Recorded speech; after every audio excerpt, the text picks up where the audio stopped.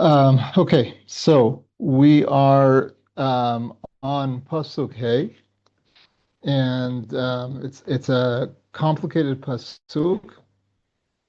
Just to remind ourselves, um, Noach is out of the ark, and Hashem is giving him his instructions on leaving the ark. The first thing he does is is to bless him.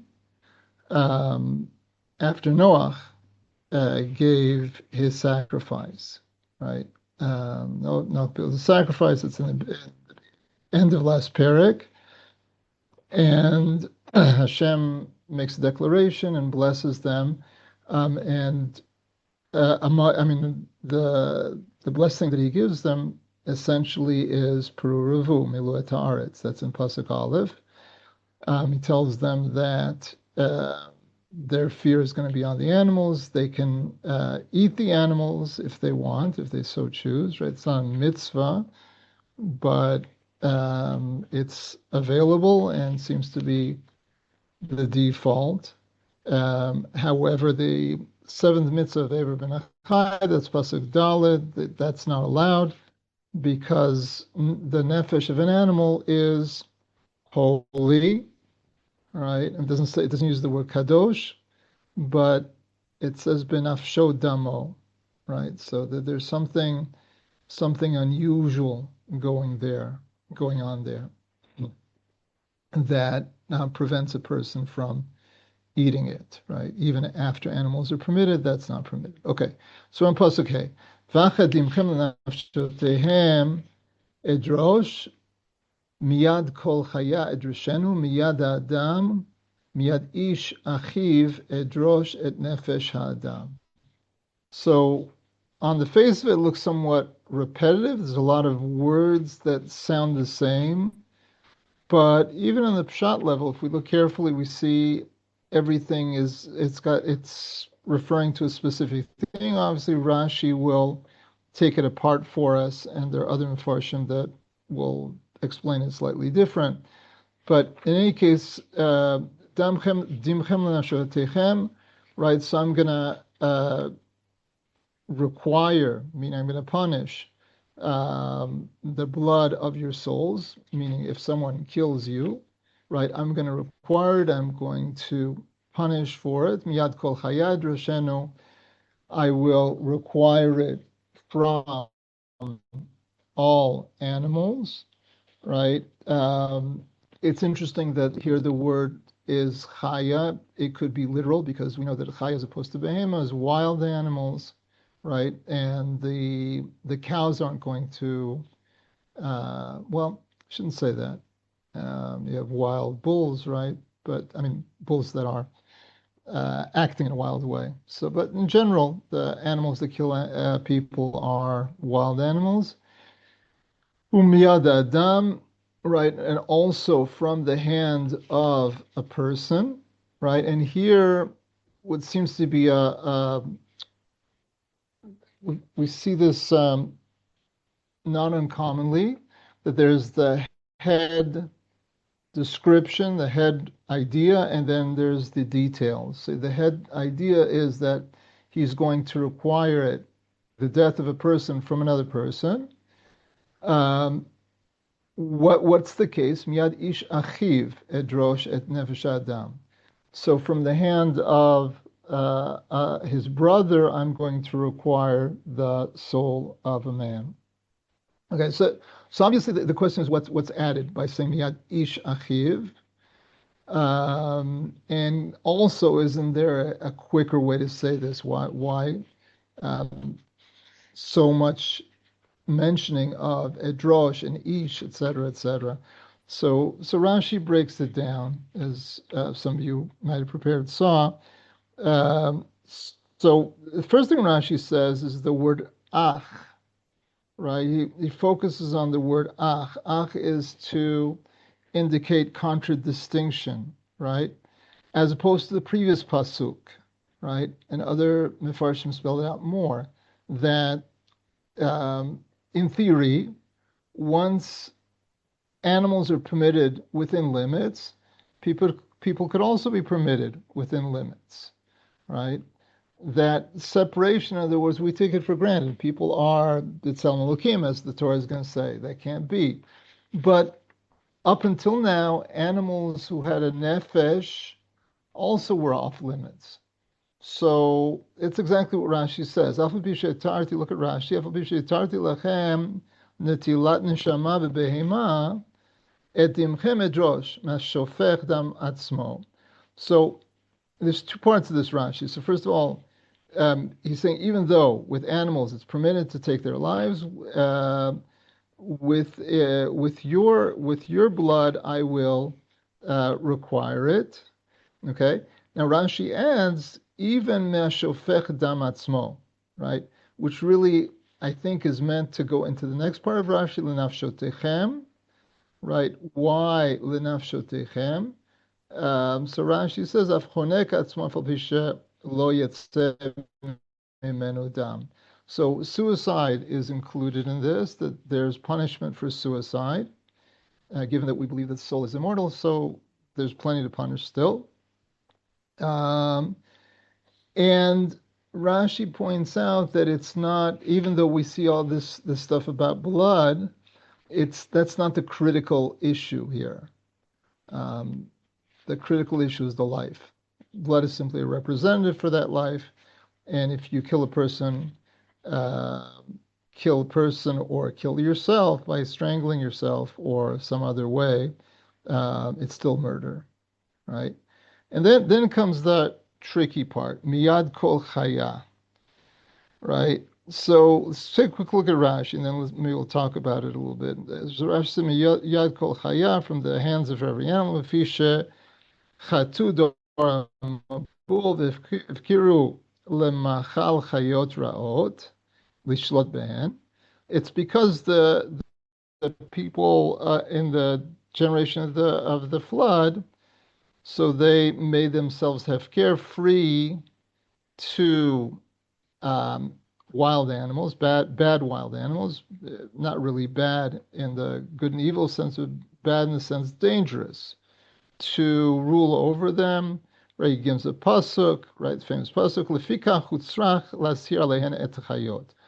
That's why, says Rashi, the animals have to be warned about them. Meaning the animals here are, according to Rashi, this is a prohibition to the animals. Right? The only thing Rashi is answering is why would that be necessary? Right? Isn't it obvious that animals, or is there a need for animals? Right? What happened all of a sudden that this prohibition comes about? Right? It's different. It's different than people not being able to have a limb of a living animal, because all of a sudden humans are allowed to eat animals. So that's necessary. But what changed in the order of the world that now animals have to be prohibited from killing humans? So Rashi said before it was natural for them. They did not kill humans. They had fear of humans until people corrupted themselves. We talked about this idea before. Okay, but the Ramban deals with the issue. We'll take a look inside the Ramban in a minute, but the Ramban deals with an obvious problem. What's the obvious problem saying that there's a prohibition on animals for killing people? I mean, it by the way, it's not even a prohibition, really. It's not entirely correct what I said. God is announcing a punishment for animals if they are going to kill people. What's the problem with that? Animals don't have free will. Animals don't have free will, good, right? And they don't have other things also. What else don't they have? Courts of law. Courts of law, right? So good, yeah. So that's a good question, right? So who's going to punish them, right? Under what circumstances, and why should they be punished, right? So the Ramban has issues with it, and then we're going to see a third shot in the Chizkuni. But let's take a look at the Ramban inside. Uh, it's not a long Ramban, although I don't want to take it from the beginning. If you see from Verabotenu, so it's sort of in the middle of Pasuk Hey. Verabotenu darshu bo horeg et atzmo et dimchem nafshotehem et drosh miyad kol chaya et drashenu. So Rambam brings these two drashot together. The first thing is what we said in Rashi, that someone kills themselves is going to be punished. Right, minafshotechem edrosh. I'm going to require it from your soul, right, from the afterlife, like we said. Miyad kol haya edrashenu tameani, says the Ramban. I wonder about this. Imadrisha kemashmao miyad hachaya kumo miyad adam liot onesh b'davar ve'ein b'chaya dat sheta'anesh ushtekabel sachar. Right. So the Ramban, I wonder about this. If it means, if the drisha, the requirement of the punishment is kamashma, is like the simple meaning, like its simple meaning. So just like miyad adam, the person gets punished, so too the animal gets punished. The animals, we said that he doesn't use the word. It's interesting. He doesn't use the word bechira. But same idea, right? That they don't have dat, they don't have intellect, right? That they should be rewarded or punished or rewarded, right? In other words, they need to have some sort of understanding that what they're doing is wrong. So the Ramban gives another possibility. V'ulai yeken binyan dam adam levado shekol chaya shetitaref yachel et besaro v'neno lahanish et baalav b'mamon ki afilu sho haniskal afilu sho hamidbar chayav mita. Okay, so he says that perhaps, right, that there's a special law of nature that God puts into the world, that an animal who kills a person should be killed, right? That the one that's mitaref, that kills, right, from word treifat, tears up a person, it will be, right, ototitaref, it should be killed as well, because the gzerat melech, right, it's an ordinance of the king. Man is very special, right? And he says that's why there's a law by shor haniskal. Shor niskal is an animal that gores a human being. So if it has an owner, the owner is responsible for the damage. But if it kills if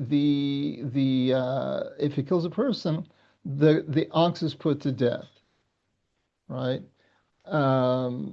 Generally, the reason is understood is it's embarrassing to have a killer, that's an animal that killed someone's relative walking around. But the Ramban is understanding it here that it might be a special ordinance of God that people need to be put on a pedestal, and the order of the world is such that such animals should be killed. I would add that the type of animals that are dangerous to people tend to be killed by people, right? Dangerous animals, before, certainly before people were concerned about, conservation of species, right? They would try to wipe out these people. In fact, wipe out these animals. Sorry. In fact, the halacha is, if you have animals like vipers or scorpions, right? It's a mitzvah to kill them because they're dangerous. So whether we're talking about the species or whether we're talking about specific animals, right? There seems to be something of that in the natural interaction between humans and people. I saw a comment, but let me see what several comments. 1 second. Okay. Uh, second.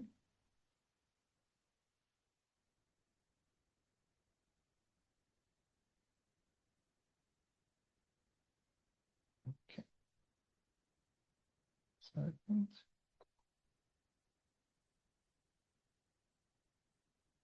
All right, let's see. Okay. 1 second.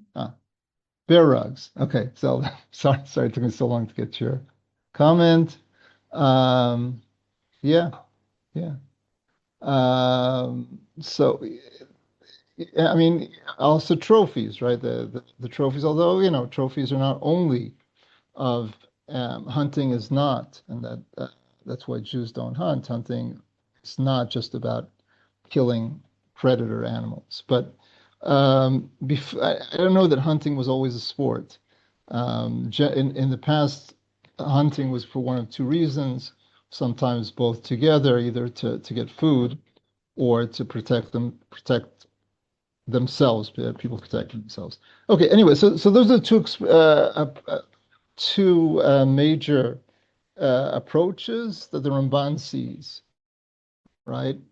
Again, going within Rashi, that this is what it means, which is what Chazal say. Any other way to read this? Is there any? I want to see if any of you can anticipate what the Chizkuni said. Is there any other way to read the words miyad kol chaya?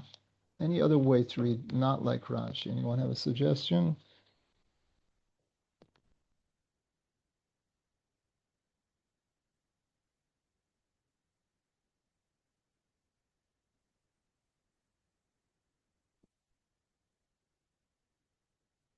So the Chizkuni suggests that miyad, right, uh, from the hand of the chaya, right, edrashenu, that I will um, require it through the chaya, right?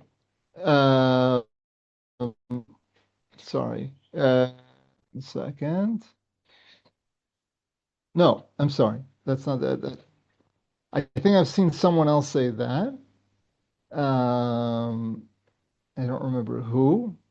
So there are really two other possibilities. Miyad kol chaya, that I will use the animals to kill murderers, right? That will be a tool that I have to kill murderers. The Chizkuni says, no, it's one more type of murder, right? We talked about so far plain murder. We've talked about suicide, okay? But there, especially in the Gemara, there's a discussion about tying a person up in front of a lion. So is that murder?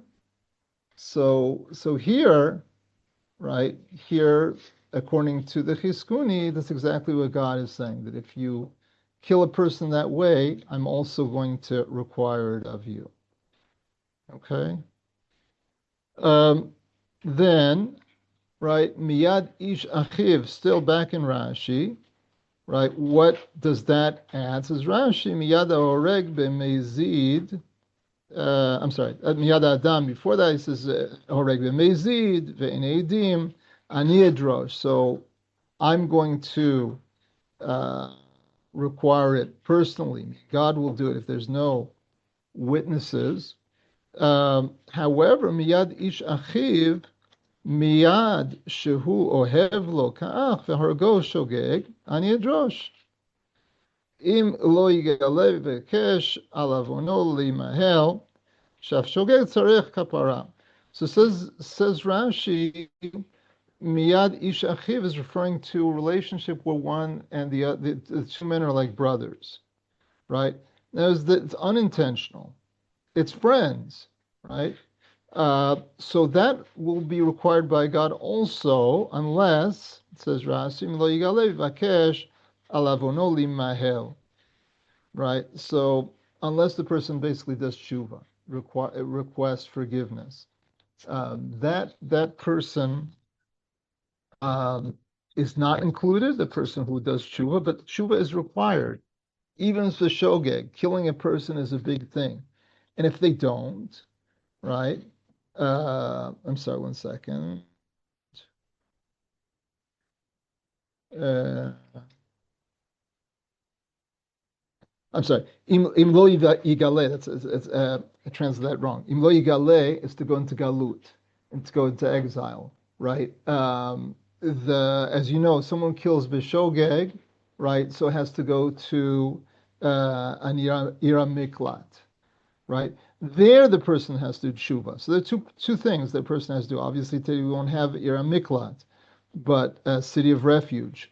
But in theory, those two things are required, or you bear the guilt.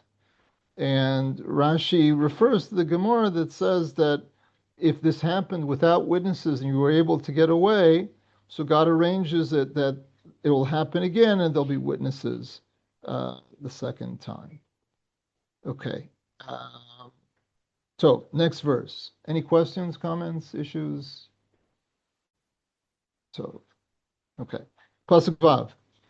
שופך דם האדם באדם דמו יישפך כי בצלם אלוהים עשה את האדם. So again, it seems like a lot of words telling us the same thing, or it can simply be a summary statement that the person who spills the blood of a man. So be'adam damo yishafech, as Rashi will explain, and as the Radak also explains, his blood shall be spilled through man. As man has to take an active role in this, right? And then finally, Kibbutz Elokim Asat Adam, as Rashi also explains, that's the reason, right? In other words, what's the justification ultimately between this strictness concerning killing people, the life of people, and the lack of strictness concerning the blood of animals, the lives of animals, right? Which only has the small limitation of not eating a limb while the animal is still alive. The answer is that it's because man is created the image of God. Um, just before that, the first Rashi on Vav Adam Damoy Shafech Im Yesh Eidim, right? If there's witnesses, Rashi Hemitiu Atem Lama etc. Right? You have to kill him, right? So this is the first. This is the only real command in this section, right? Everything else is God making the statement. This is what should happen. According to Rashi, there's a requirement for people to put this into effect, to kill murderers. Okay. Okay, there's a quick Sforno. I don't know if you want to take a look very quickly. It's one of the advantages of the Sforno is usually very short. The Sforno says on Pasuk Hevad, "Et dimchem nafshavtechem edrosh afal pi shola edrosh dam shar balei chaim miyadchem mikom kom edrosh et dimchem eshvil nafshotechem." Right? That's the bottom line. The difference between animals and people is because of your soul. Your soul, they have a soul too, or they have a nefesh as well. But your soul, shen chashuvot etzli, right? Your souls are particularly important to me.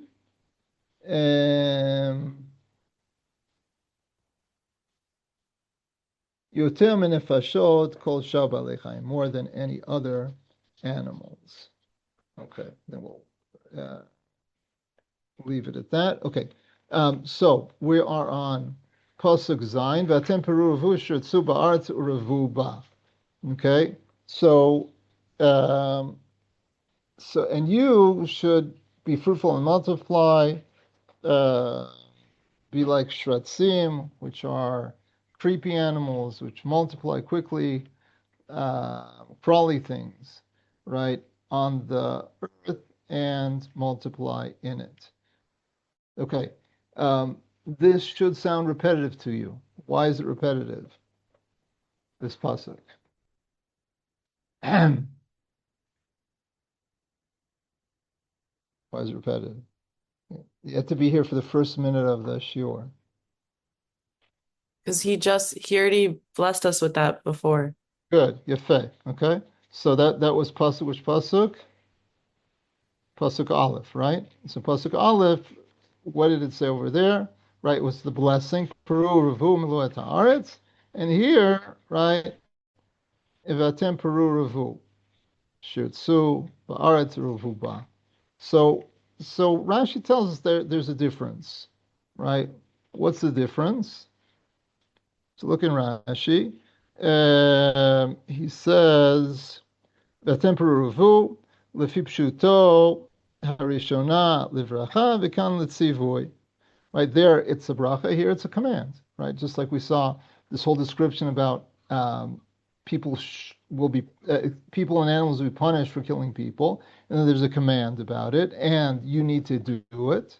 So too, there's a statement which is a blessing, and then a command. Okay. Now, Rashi has another problem with this, and that's what other Mefarshim address it differently. But what else is difficult about this verse? And I'm going to give you a hint by reading well, actually, I'm not going to give you a hint. Well, I am going to give you a hint. I was going to give you a hint by reading the next verse, but I don't even have to read the next verse because what happens between this verse and the next verse? What happens? I mean, that you never knew things could happen between verses. Sure enough. Look carefully at your text. What happens? No one sees anything?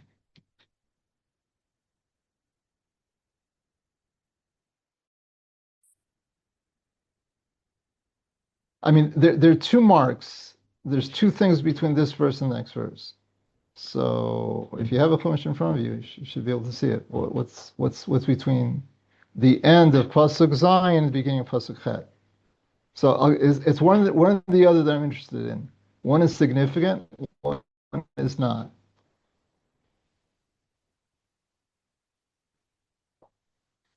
It's okay. The answer is obvious. You can still say it. No one? Gosh. Uh, so you see the samach? Everybody see the samach? See the samach between? Yeah. Okay. Uh, didn't you see it before I mentioned it? um, so all of a sudden it appeared. So it's amazing. This magical powers of Rabbi Nataf made the samach appear, and you're looking at English. Okay, that's honest. I like that. Good. So in a good English translation, um, I think the Art Scroll actually does this. I'm not a big fan of the Art Scroll, but I think it does this right. It has a gap between pasuk Zayin, pasuk Chet, which is what the samach represents. Okay. Besides the samach, you also see Chamishi. Okay, it means the fifth aliyah in the parsha. That means we're over halfway done Parshat Noach, by the way, right? As we've done 4/5. But the samach is indicating a gap, which, as you know, or you might remember from my class, indicates a end of a paragraph.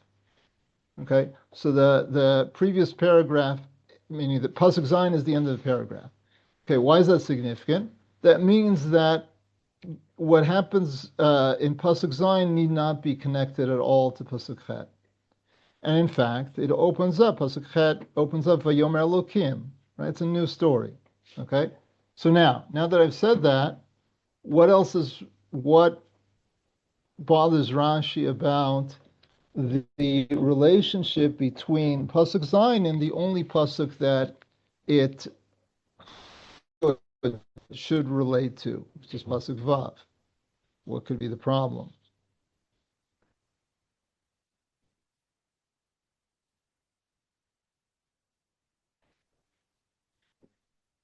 Since it's the same paragraph, we want it to, right, not be a non sequitur, be connected one to the other, right? And we want to know what God's been giving this series of commands about the sanctity, if you want, or the importance in Rashi's word of human life and all the laws that follow from it. Okay? So, what does Peru and Revu have to do with that? Now, you might suggest something else, as other Mefarshim do. Can we find some sort of connection between these psukim about murder and this commandment of procreation? Is there a connection? Like life and death? Yeah, okay, good. So life and death, and that was Zelda. Okay, thanks. Yeah, so life and death, and there's why is death a problem? Because humans are important, and if humans are important, so we want more of them, right? So I don't remember which one the Mefarshim say like that.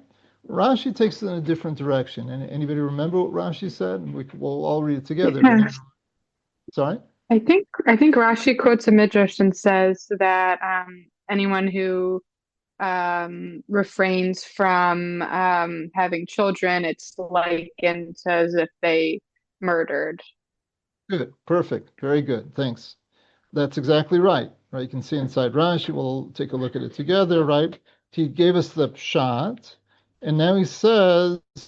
Um, Midrasho, לפי מדרשו, הקיש מי שאינו עוסק בפריה רבייה לשפך דמים. Right?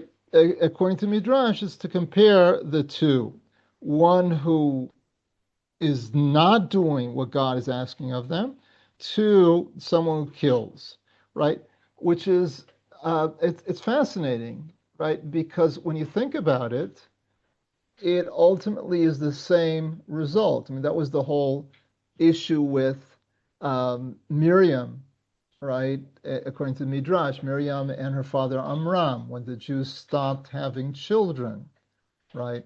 So in that case, it was slightly different because Miriam's point was the decree is only against the boys, not against the girls. You're killing both boys and girls, but that's the point, right? You're killing, meaning by not when there's the potential to bring life and you don't. So on some level, it's the same as killing. You're reducing life. In fact, that's the words of I think the Radak or the Chizkuni, the Chizkuni. Um, eh, right. It says like this: "Ein ani rotzeh she tehargu titmatu." I don't want you to kill and minimize how many of you there are. Ele peru urevu. Rather, I want the opposite. I want you to multiply.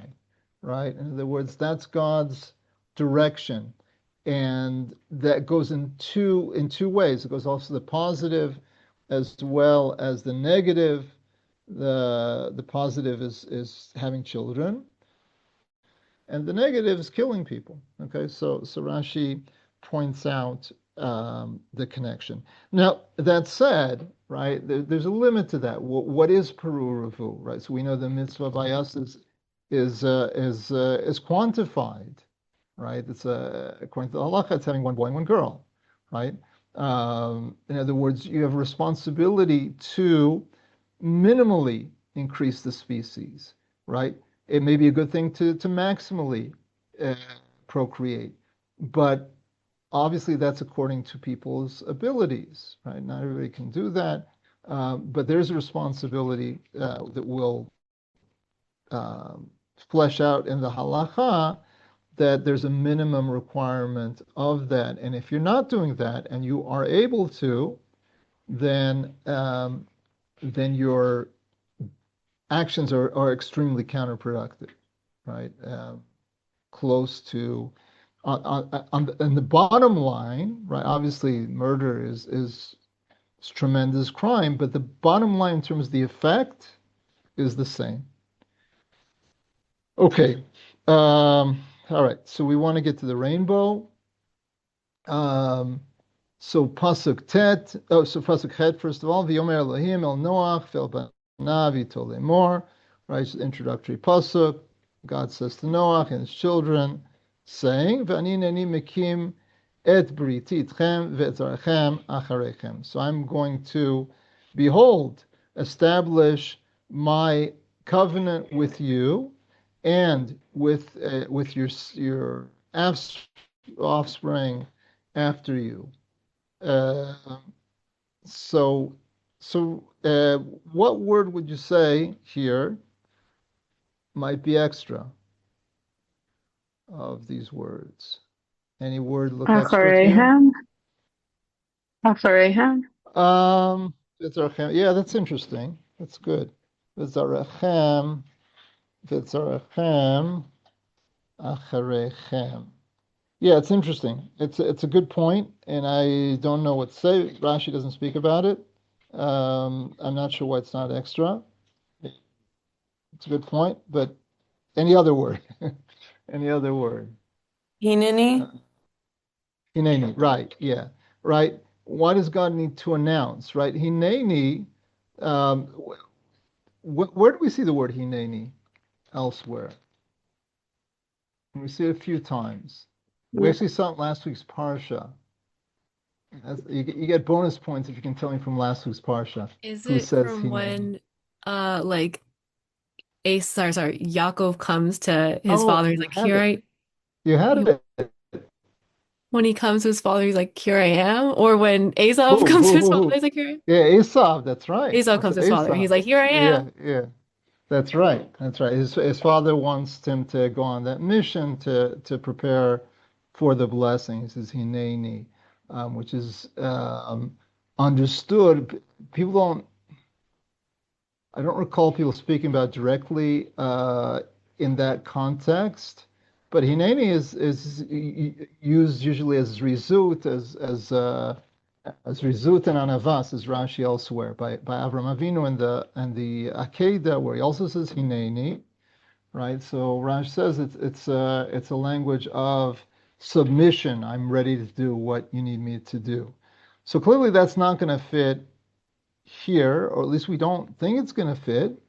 Right? Why would God say Hineni? Here I am ready.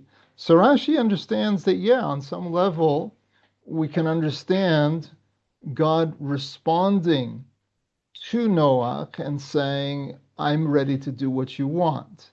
Now, this is sort of a tapestry Rashi. It's based on what Rashi saw earlier, that if you remember, and we spoke about this a lot, if you remember, I guess it was last week, the God says to Noah and his family to go out in couples out of the boat. How did they go out? Males alone and females alone, right? So this is what Rashi is referring to along with this Hineni. Put these two clues together, and he will come up with a statement that he's going to say now. So, what does Rashi say? Take a look. Maskim ani imecha. I will agree, or I do agree with you. Noach doeg לעשות פריה ורבייה. אז שהבטיחו הקדוש ברוך הוא שלא לשחט העולם עוד. Right, so because Noach was worried to get involved in reproduction until God promised him that he wouldn't destroy the world again. V'chen asa, and that's exactly what God did. Okay, and okay, right, later he says, אומר לו, הנני מסכים לעשות קיום וחוזק ברית להבטחתי ואתן לך אות. Right, so later we're going to see this. It's God saying, not only am I going to make the oath with you, but I'm going to give you a sign for it. We'll get to that sign very soon. Okay, so So what's the brit? Right here is telling us the content of the brit of the covenant.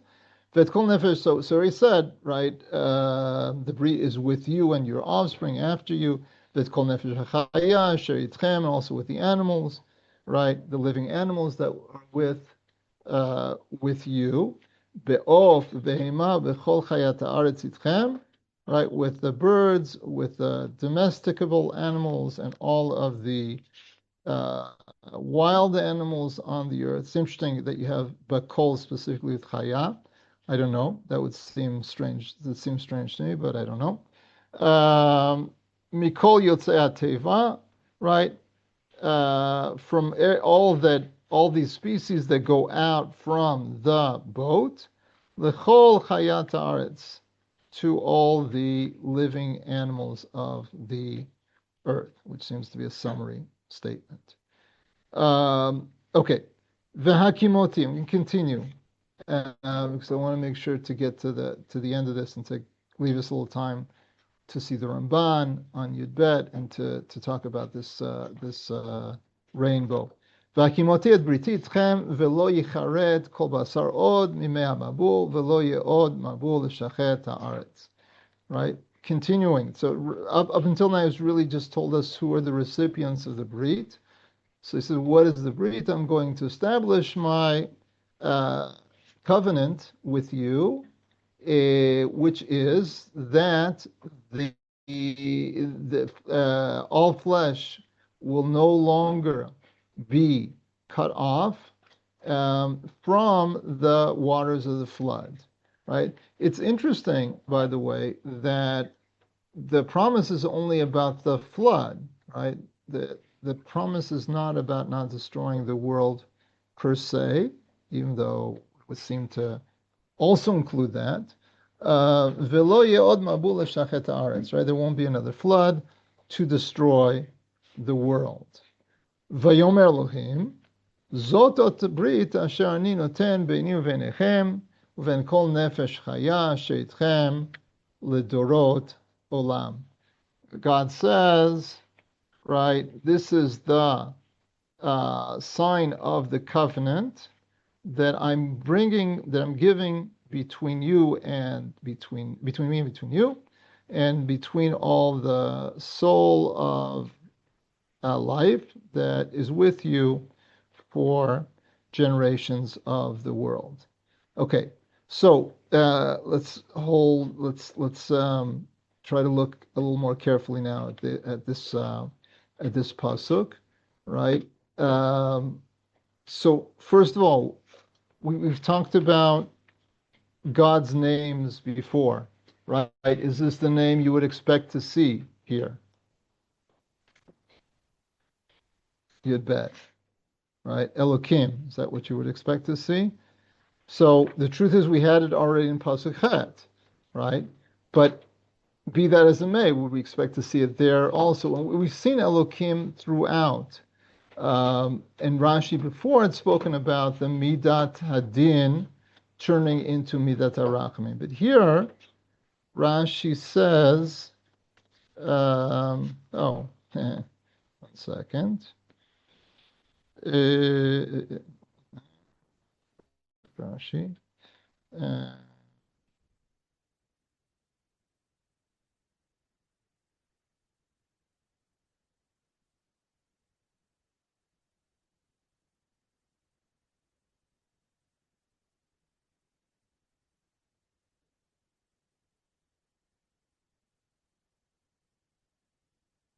Lost the Rashi. Anybody want to find it for me? That Rashi, it's coming up.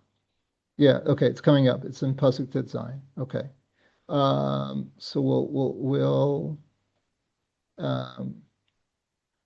we'll get to it then. It's Pasuk Tetzayin. Sorry, but throughout, I mean, wherever Rashi speaks about it, the point is throughout we see that it's Elokim, Midat Hadin, right? So Rashi, like I said already, has addressed it that sometimes the Midat Hadin turns into Rachamim and vice versa. So I think Rashi is sufficing with that up until Pasuk Tet Zion. So, okay, so yeah. So did God create the rainbow? Well, let's take a look at the next pasuk first. Et kashti natati banan v'hayita leod brit beini uvein haaretz.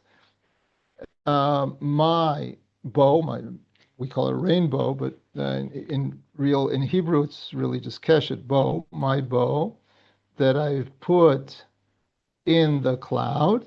It will be a sign for the covenant between me and between the earth. I'm going to continue the next pasuk. Actually, uh, yeah, I'm going to continue several psukim, and then we'll come back. Vaya ba'anani anan al haaretz v'nira'ata hakeshet ba'anan. And it will be when I tie my bow, right? It's interesting. When I tie my cloud, actually, or uh, when I make my cloud over the earth, and a bow will appear in the cloud. V'zacharti et briti asher beini uvenechem uven kol nefesh chaya bechol basar v'lo ye'od hamayim lemabul l'shachet kol haaretz. And I'll remember my covenant that's between me and between you, between all the living souls of all flesh, and there won't be waters for a flood to destroy all flesh.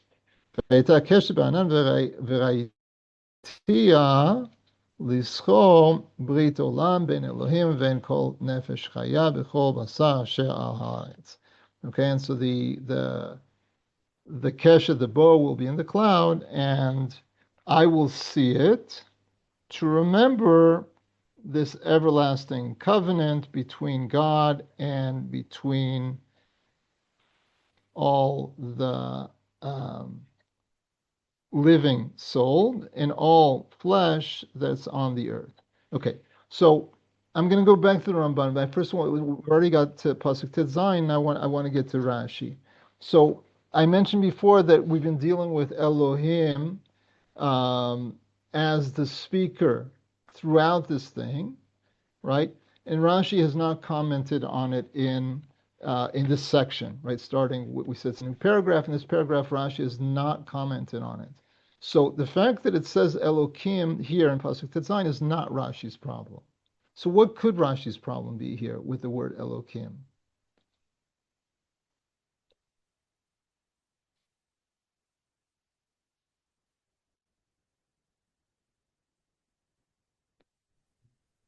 Because it's like Hashem's doing something merciful, and it's using. No, so that's what I said. Up till now, that's been the case, and Rashi hasn't had a problem with that, at least not for a while. He spoke about that in the previous class or two classes ago, but he seems to let it go. And it was once he's established that we can have Midat Hadin doing merciful things when it comes to tzaddikim, so he's assumed that that's the case throughout. So that's not his question here. What else could be his question?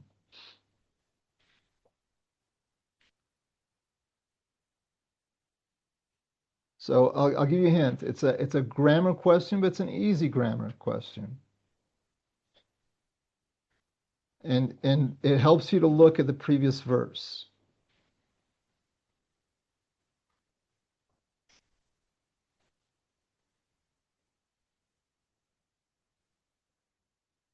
Oh, the person, like Hashem said, Good, yeah, in the that's right. previous. Yes, in the previous pasuk, it was, what person was he speaking in? Zacharti, right? What's that called? First person, right? Okay. And here, all of a sudden, he speaks about God in the third person, right? He's always been talking about in several psukim, right? Briti, Asher Beini, right? Not just in that verse, also before. It Kashti, right? In Yud Gimel, in Pasuk Yud Daled, V'heya banani anan, when I tied or made the cloud, right? So all of a sudden he uses Elokim as if it's a third person, which is fascinating, right? And Rashi jumps on it, saying that something's going on here. So he says like this: Ben, look in Rashi in Tet Zayin, Ben Elokim, Ben Kol Nefesh Chaya, Ben Midat Hadin Shel Mala, Ubeinechem. The brit is not just between God and man, but rather it's also between the Midat Hadin, which would execute the punishment, and you. So Rashi actually says this question,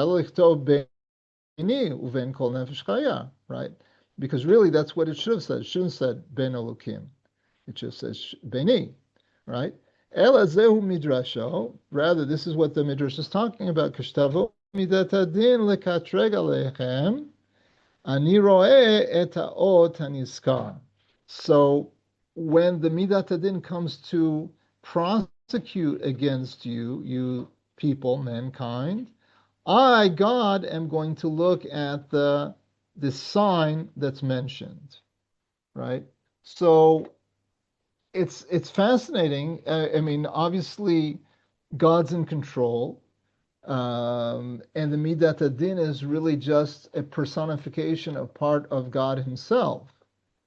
That said, right, we have this idea that the Midat Adin, sometimes is personified as the Satan, right, comes and the job of this part of God, right, however you want to subdivide it, is to prosecute and to show that people are not doing what they're supposed to be doing. In other words, that's its job. Again, it's very human terms because it's really just God.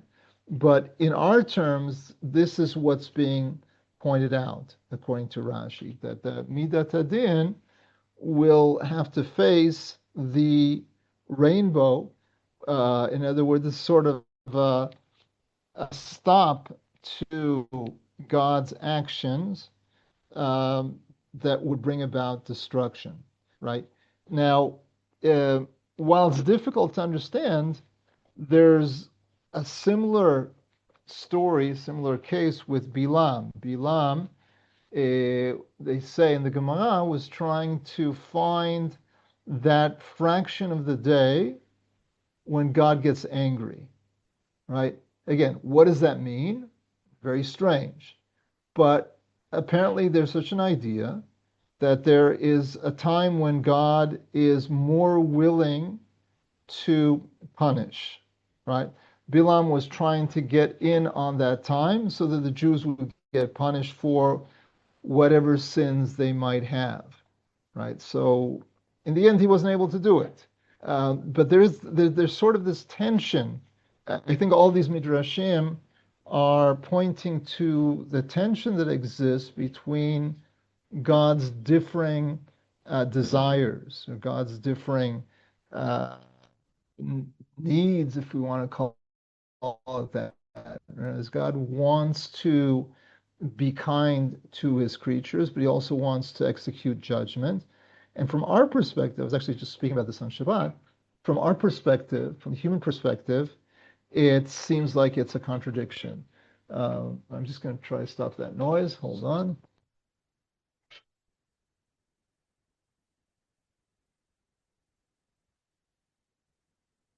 Okay. Sorry about that. So, yeah. Okay. So we only have a few minutes left, and I want to. Everything went dark, but that's okay. Barely, one frozen unknown. Yikes. Okay. Hi. Okay. I think I was just frozen. No. Okay. Whatever. Anyway. Okay. So we only have 5 minutes left, and I wanted to look at the Ramban on Pasuk Yud Bet. The Ramban essentially, perhaps we won't do it inside, but the Ramban essentially deals with the question: did God create the rainbow at this time or not? So what do you think? Does it sound like he created it? Et kashti natati ba'anan. So it sounds like when it says he gave it into the cloud, what does it sound like? When did he do that? I think Now, I think the simplest reading is now. I think that would be the simplest reading. Ramban says no. It's very interesting language he uses towards the beginning. He says, "Va'anachnu al korchenu na'amin lidivrei hayavanim."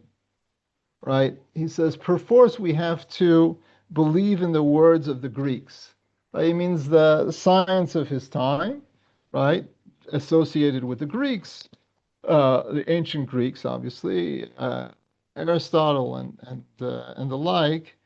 Um, he says it's very interesting. Um, he says that it's a natural phenomenon that he says all you do you can you know that you can create a rainbow yourself, a mini rainbow with water, right? So he says you see that you can do it, and therefore it seems to be embedded in the natural world and not something miraculous. So that's why he goes along with the Greeks. But he says in the Psukim, he doesn't think the Natati has to be now. It could be that now what's going on is if you read the pasuk v'tkashti in pasuk Yud Gimel v'tkashti natati ba'anan v'hita la'ot brit b'ni uvein haaretz. Right, I've given it as a sign, right, and um, as far as um, why a sign is necessary, right? So the Ramban says that we always have with a covenant, just like when Yaakov and Lavan have a covenant, they build a monument. That we build monuments to people, to generals, whatever, to battles. That a brit, in order to commemorate it, should have some sort of physical, tangible property. As far as what does it represent? Why a rainbow? So there are two, and the Ramban brings the most famous interpretation, which is it's a backwards bow. When I say backwards, I mean like bow and arrow, right? So if the arrow would be shooting at the earth, so the bow would be in the opposite direction. Says the Ramban that in the ancient world, if people wanted to, if fighting countries or people wanted to show their desire for peace, they would turn their bows around towards themselves. That was a sign of peace, and that's what's going on here also. This is what the Ramban says. The Rav Hirsch gives that explanation. Also gives another explanation that it connects heaven and earth. Right? It's not so much the direction as much as the connection between heaven and earth. That, in other words, God is binding Himself with mankind. Rav Hirsch also speaks about the fact that all these colors, that it's to show the harmony of differences that God expects and wants there to be in His new world, which I mentioned to you last time. Rav Hirsch speaks about at length, and I put another pitch. I don't know if any of you got a chance to see Rav Hirsch past week, but Rav Hirsch is very interesting on this particular section. Okay, next week, very interesting section. So it's Kedai to be here. Noach planting the vineyard, getting drunk, and what follows afterwards. Very interesting. It's not so many psukim, but very interesting stuff. So thanks for joining me, and Shavua Tov. We'll see you next week. Shavua Tov, Rabbi. Thank you. Thank you. Thank you.